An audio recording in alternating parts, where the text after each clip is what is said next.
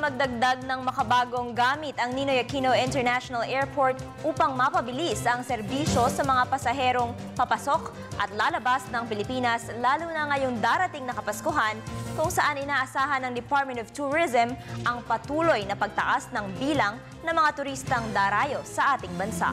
Para sa detalye, balitaan mo kami, Julius Disamboron.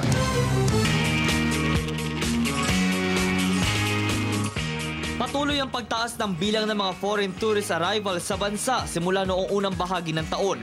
Base sa pinakahuling tala na sa halos 3 milyong turista na ang nagtutungo sa bansa, mas mataas ng halos 11% sa nagdaang taon.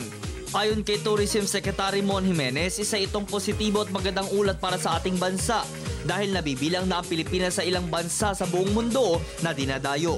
Noon pa lamang buwan ng Hulyo na magtala mula sa 377,000 ay umangat ito sa mahigit 400,000 mas mataas na bilang ng mga turistang nagtutungo sa ating bansa.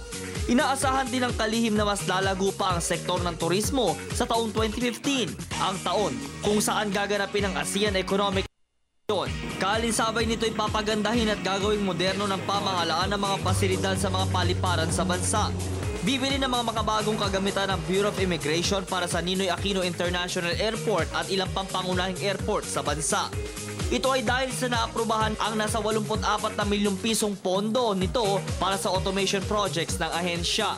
Nabanggit na Immigration Officer in Charge Siegfried Mison na karapat-dapat lamang na maranasan ng mga bumibiyahe at ng mga turista ang isang maayos na serbisyo at magandang pasilidad. Ilan sa mga gamit na bibilhin ay ang passport readers, finger scanners, high-definition webcams at document scanners.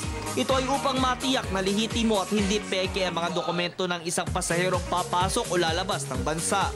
Nais din naman ng ahensya na matapos na ang nasabing programang modernisasyon bago magpasko, kung saan nagdadagsaan o tumataas ang bilang ng mga turista at balikbayang nagtutungo sa perlas ng silangan, ang Republika ng Pilipinas.